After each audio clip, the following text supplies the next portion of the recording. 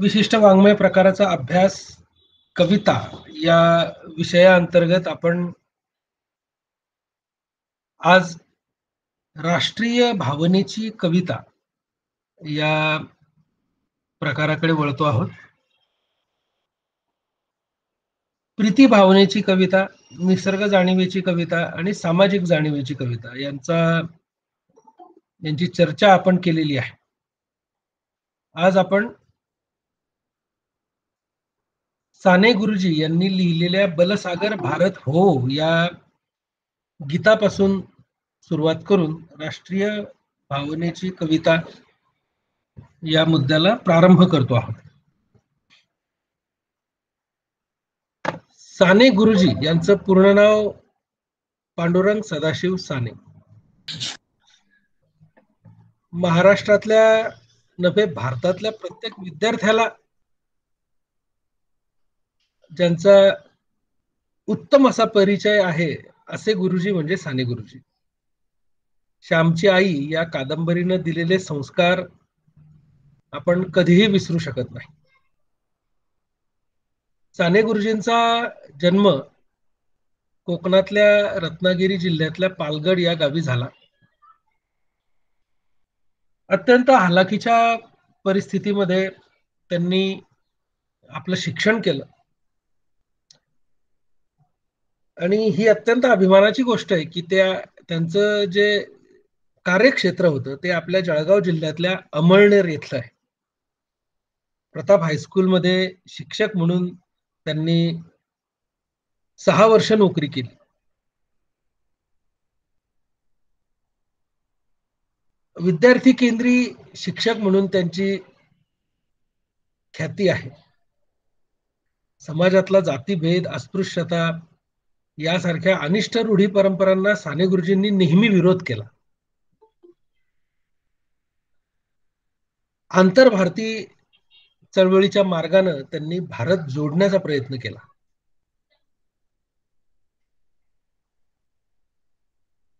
साने गुरुजींनी विपुल साहित्य लिहिलं. त्याच्यामध्ये कादंबऱ्या, लेख, निबंध, काव्य, चरित्र अशा वेगवेगळ्या पद्धतीनं त्यांनी एकूण 73 पुस्तकं लिहिली. त्यांच्या साहित्यातून कळकळ, स्नेह, प्रेम या गोष्टींवर भर आढळतो. त्यांची साधीसुधी भाषा लोकांना विशेष भावते.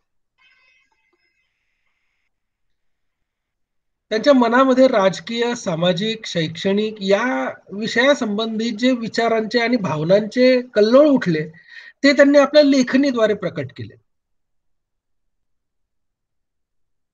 आज आपण जी कविता अभ्यासणार आहोत खरं तर ते एक स्फूर्तिगीत आहे असं म्हणायला हरकत नाही. बलसागर भारत हो, विश्वात शोभुनी राहो. हे स्फूर्तिगीत आपण शाळेमध्ये गायलेलं आहे, अभ्यासलेलं आहे, पाठ केलेला आहे. या स्फूर्तिगीताची चर्चा आज आपण करणार आहोत. आधी आपण प्रत्यक्ष कविता बघूया आणि मग आपण या कवितेची चर्चा करूया. बलसागर भारत हो, विश्वात शोभुनी राहो. हे कंकण करी बांधियले, जनसेवे जीवन दिधले. राष्ट्रार्थ प्राण हे उरले, मी सिद्ध मराया लाहो. वैभवी देश चढवीन, सर्वस्व त्यास अर्पीन. तिमिर घोर संहारीन, या बंधू सहाय्या लाहो. बलसागर भारत हो. हातात हात घेऊन, हृदयास हृदय जोडून, ऐक्याचा मंत्र जपून, या कार्य कराया लाहो. बलसागर भारत हो. करी दिव्य पताका घेऊ, प्रिय भारत गीते गाऊ. विश्वास पराक्रम दाऊ, ही माय निजपदा लाहो. बलसागर भारत हो. या उठा करू हो शर्थ, संपादू दिव्य पुरुषार्थ. हे जीवन नातरी व्यर्थ, भाग्य सूर्य तळपत राहू. बलसागर भारत हो. ही माय थोर होईल, वैभवे दिव्य शोभेल, जगतास शांती देईल, तो सोन्याचा दिन येऊ, बलसागर भारत हो, विश्वास शोभून राहो. बघा, छोटस गीत आहे. हे गीत आपण चालीमध्ये कितीतरी वेळा म्हटलेलं आहे. हे गीत गात असताना, वाचत असताना एक वेगळी राष्ट्रप्रीतीची, राष्ट्रप्रेमाची भावना आपल्या मनामध्ये जागृत होते. इतकं सामर्थ्य साने गुरुजींच्या या लेखणीमध्ये आहे, शब्दामध्ये आहे. बलसागर भारत हो या स्फूर्ती गीतातून राष्ट्रीय एकता आणि अखंडता कायम राहावी, यासाठी साने गुरुजींनी स्वतंत्र, प्रजासत्ताक व बलशाली भारताचे स्वप्न पाहिलेले आहे. आपल्या देशामध्ये अनेक भाषा, धर्म, पंथ, संस्कृती, समाज, परंपरा नांदत आहे. त्यात भिन्नता असली तरी या भिन्नतेतील एकात्मता व अखंडता कायम आहे. म्हणून आपण म्हणतो विविधतेतून एकता. किंवा भारत हे धर्मनिरपेक्ष राज्य आहे, राष्ट्र आहे. म्हणून साने गुरुजी हे स्वप्न पाहताय की भारत बलसागर भारत झाला पाहिजे, सामर्थ्यवान भारत झाला पाहिजे आणि तो विश्वात शोभून दिसला पाहिजे. आणि यासाठी आपण काय केलं पाहिजे ते त्यांनी या गीतातून आपल्याला सांगितलेलं आहे. बलसागर भारत हो, विश्वात शोभून राहो. भारताला जर आपल्याला बलशाली करायचं असेल, समृद्ध करायचं असेल, तर आपल्याला समता, बंधुता या तत्वांवर चालावं लागणार आहे. आपल्याला अत्यंत निस्वार्थ भावनेनं देशाच्या प्रगतीचा विचार करावा लागणार आहे.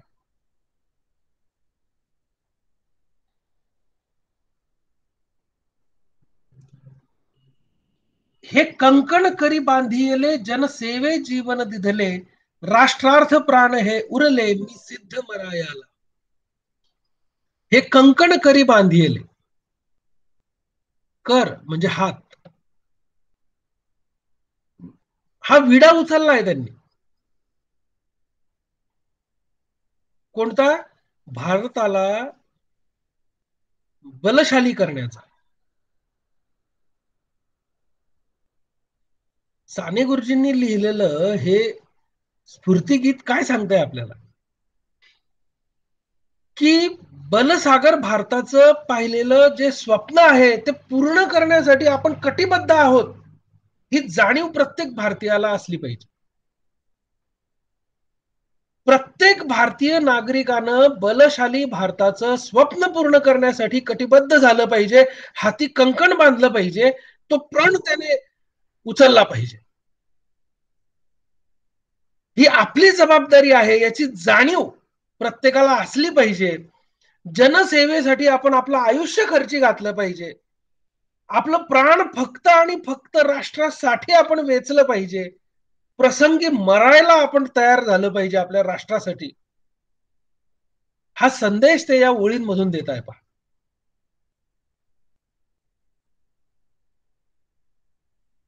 साने गुरुजींनी लिहिलेलं हे गीत फक्त त्या काळातल्या पिढीसाठी नव्हे, तर आजच्या आणि पुढे येणाऱ्या पिढ्यांसाठी स्फूर्ती देणारं गीत आहे.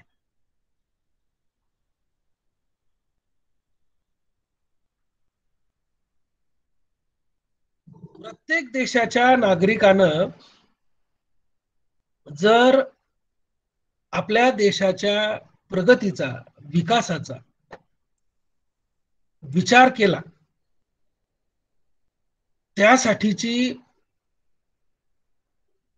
त्यासाठीचे जे प्रयत्न आहे, ते प्रयत्न जर आपण मनापासून केले, तर खरोखर आपण आपल्या देशाला विकासाच्या मार्गाकडे नेऊ शकतो. जे जे मंगल आहे, उदात्त आहे, पवित्र आहे, ते आपण स्वीकारलं पाहिजे.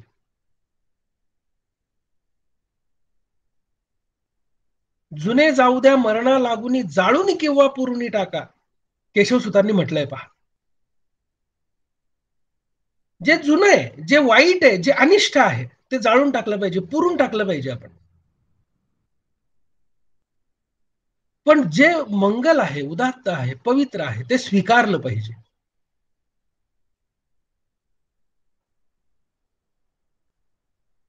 त्यामुळे आपण आपल्या देशासाठी काहीतरी करू शकू अशा वेळी.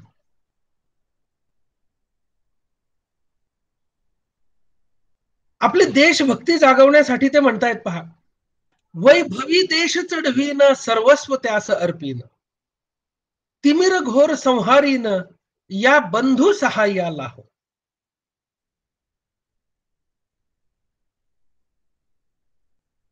एक शपथ घेता येते, एक विडा उचलताय, की मी माझ्या देशाला वैभवाच्या दिशेनं नेईल, माझं सर्वस्व त्याला अर्पण करेल.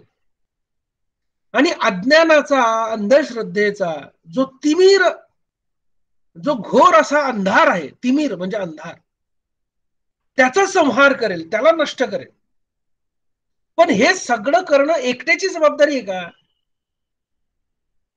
एकटे साने गुरुजींनी ठरवलं तर ते करू शकतात का? नाही करू शकत.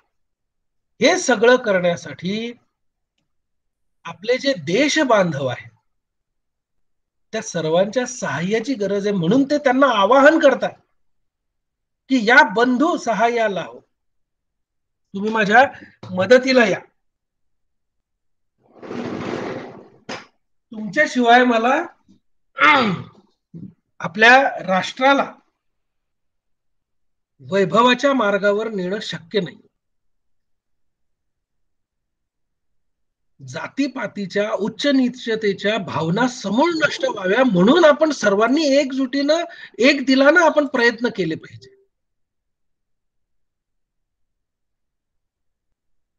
सर्व धर्म समभावाचा पुरस्कार आपण केला पाहिजे.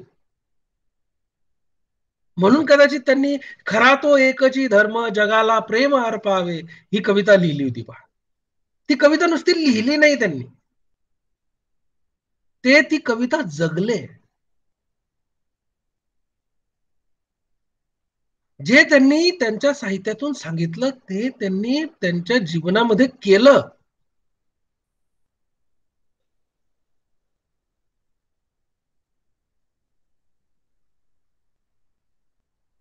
भारतीय संस्कृती हा ग्रंथ त्यांनी लिहिला. त्या ग्रंथामध्ये त्यांनी सतारीच्या तारांचं एक उदाहरण दिलेलं आहे पहा. ते म्हणतात की सतारीला तारा असतात, त्या तारा नुसत्या जमिनीवर ठेवल्या आणि त्या तारांवरून जर आपण बोट फिरवलं तर त्यातून ध्वनी बाहेर पडणार नाही. पण त्या तारा जर सतारीच्या खुंटीला आपण बांधल्या तर त्या तारांमधून अपरंपार असं सुंदर असं संगीत प्रकट होतं.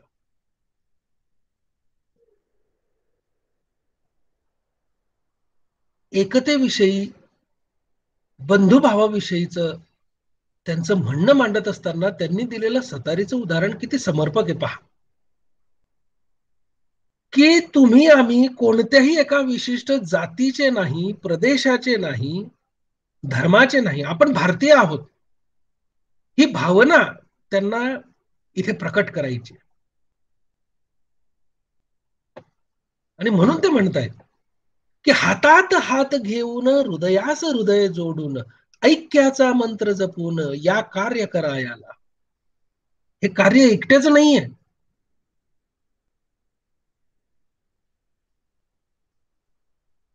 आपल्याला एकमेकांचा हात हातात घेऊन उभं राहावं लागणार आहे. नुसतं हात हातात घेऊन उभं राहायचं नाहीये, तर हृदयाशी हृदय जोडायचं आहे आपल्याला. ऐक्याचा मंत्र जपायचा आहे. हे तुझं, हे माझं, ही वृत्ती सोडून आपल्याला सर्वांना एकत्र राहायचंय. आणि हे कार्य करण्यासाठी बलसागर भारताच्या निर्मितीचं स्वप्न साकार करण्यासाठी तुम्ही सर्व माझ्या सहाय्याला या.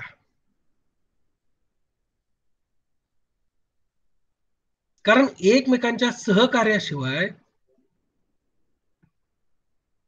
बलसागर भारताची निर्मिती शक्य नाही.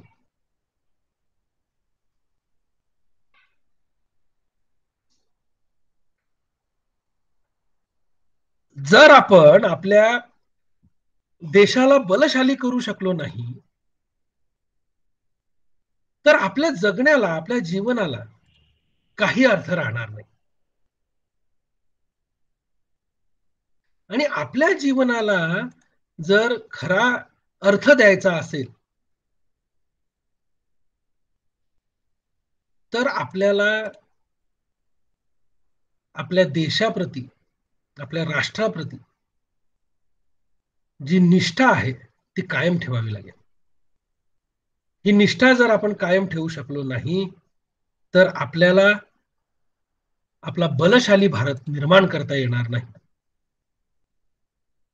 आणि म्हणून ते हातात हात घालून काम करण्याचा, हृदयाशी हृदय जोडण्याचा, ऐक्याचा मंत्र जपण्याचा संदेश या कवितेच्या माध्यमातून आपल्याला देत आहे.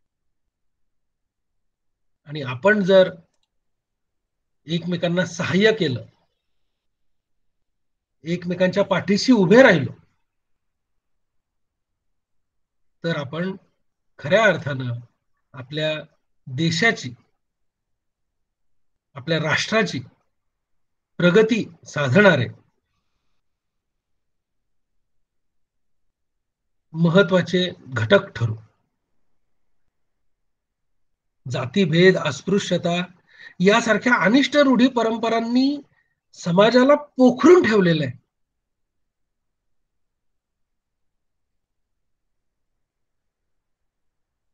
या रूढी परंपरांना त्यागून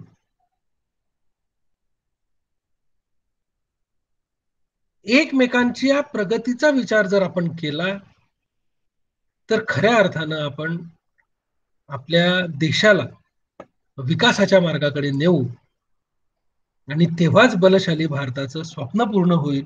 तेव्हाच आपण विश्वगुरु होण्याकडे आपली वाटचाल सुरू होईल, असं त्यांना म्हणायचं. पुढे ते म्हणतात की करी दिव्य पताका घेऊ, प्रिय भारत गीते गाऊ, विश्वास पराक्रम दाऊ, ही माय निजपदा लाहू. हातामध्ये दिव्य पताका आपल्याला घ्यायची आहे. भारतीय संस्कृतीची, तिच्या अपूर्वतेची, विविधतेनं नटलेल्या परंपरांची ही दिव्य पताका आहे.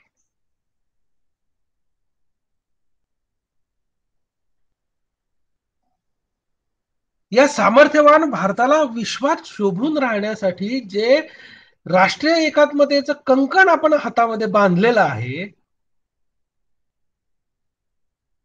त्या हातामध्ये आपल्याला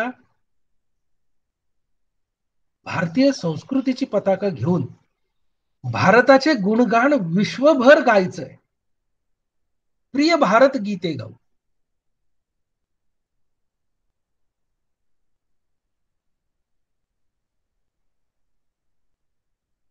विश्वास पराक्रम दाऊ.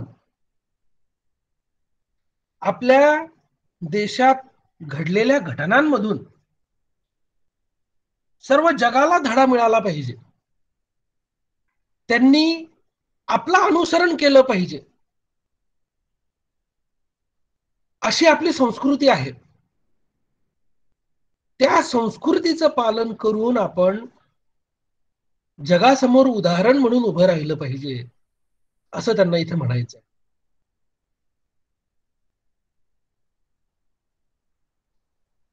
या उठा करू हो शर्थ, संपादू दिव्य पुरुषार्थ, हे जीवन ना तरी व्यर्थ, भाग्य सूर्य तळपत राहो.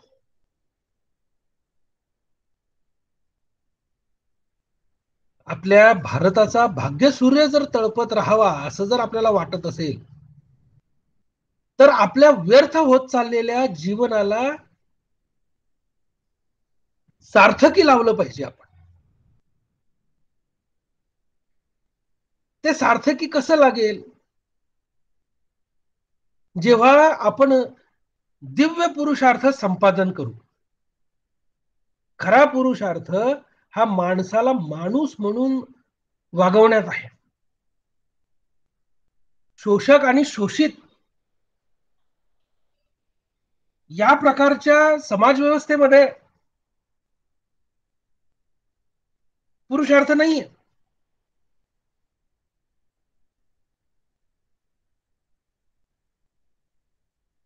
खरा पुरुषार्थ कशामध्ये आहे, की आपल्यापेक्षा कनिष्ठ असलेल्या व्यक्तीला आपण आपल्यापेक्षाही मोठं करणं.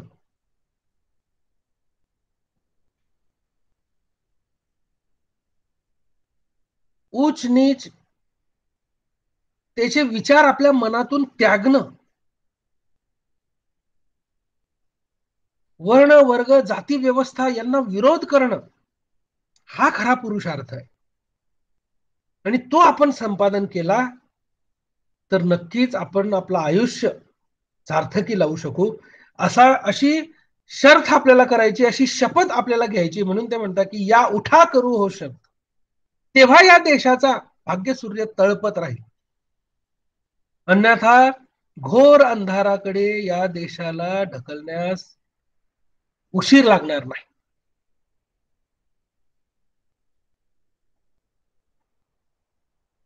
आणि आपण जेव्हा ह्या सगळ्या गोष्टी करू,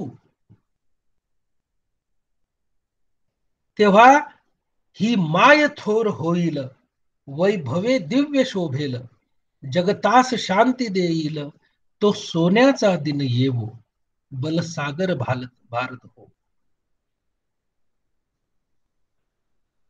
ही भारत माता, तिचे वैभव, तिची थोरवी, यांची शोभा जेव्हा आपण वाढवू,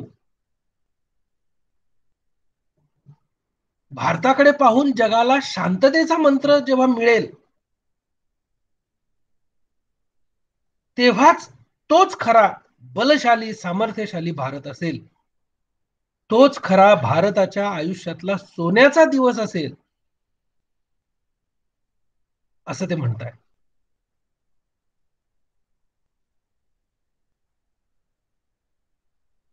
देशभक्ती जागवणाऱ्या, जातीपातीच्या उच्च नीचतेच्या भावना समूळ नष्ट करणाऱ्या,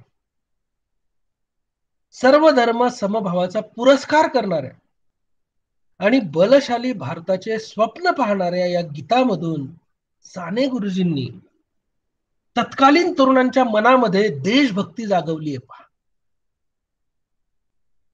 तर तो जो काळ होता, तो इतका व्यामिश्र घटनांनी भरलेला काळ होता, तो चळवळीचा काळ होता. त्या काळामध्ये भरकटलेल्या तरुणांना मार्ग दाखवण्यासाठी, त्यांना मार्गदर्शन करण्यासाठी अशा प्रकारच्या स्फूर्तिगीताची प्रचंड आवश्यकता होती. आणि ते स्फूर्तिगीत साने गुरुजींनी या माध्यमातून लिहिलेलं आहे. समाजासाठी, देशासाठी शर्थीनं कार्य करणे म्हणजे खरा पुरुषार्थ आहे. हा पुरुषार्थाचा अर्थ सुद्धा त्यांनी या कवितेत दिला. आपल्या दैनंदिन कामातील निष्ठा, प्रामाणिकता हीच खऱ्या अर्थानं देशाला उन्नत करू शकते, विकासाच्या प्रगतीच्या मार्गाकडे नेऊ शकते. असं निष्ठेनं आणि प्रामाणिकपणे काम प्रत्येकानं केलं पाहिजे, ही अपेक्षा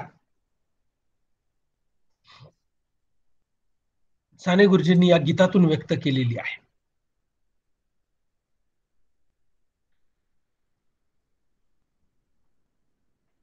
देशसेवेसाठी प्राण वेचणारा, समाजासाठी आयुष्य उधळणारा व सामान्यांच्या हातात हात घेऊन जो उभा राहतो, तो खरा पुरुषार्थ. देशाच्या वैभवशाली परंपरेचं हे अभिमान गीत आहे असं म्हणायला हरकत नाही.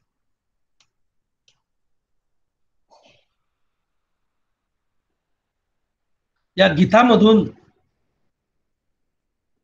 ते आपल्याला सांगताय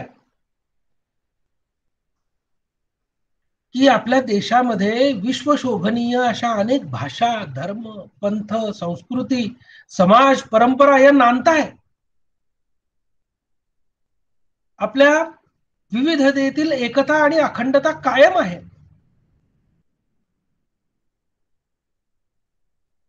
म्हणून आपण सामर्थ्यशाली होऊ शकतो, पण त्यासाठी आपल्याला राष्ट्रीय एकात्मतेचं कंकण हातात बांधलं पाहिजे.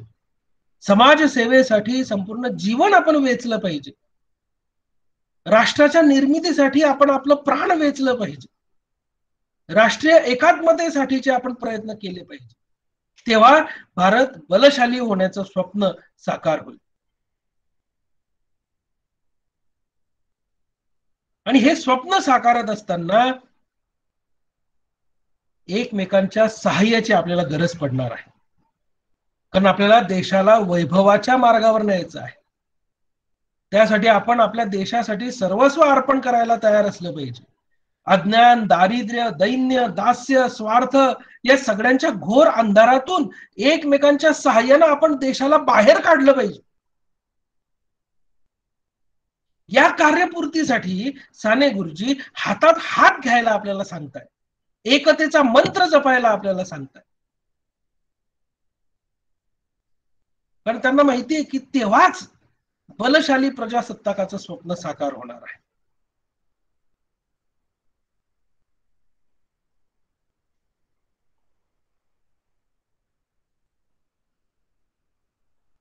देशभक्ती जागवणारं, जातीपातीच्या उच्च नीचतेच्या भावनांना समूळ नष्ट करण्याचं आवाहन करणार, बलशाली भारताचं स्वप्न पाहणारं हे स्फूर्तिगीत अनंत काळापर्यंत भारतातल्या तरुणांना प्रेरणा देत राहील याची मला खात्री वाटते.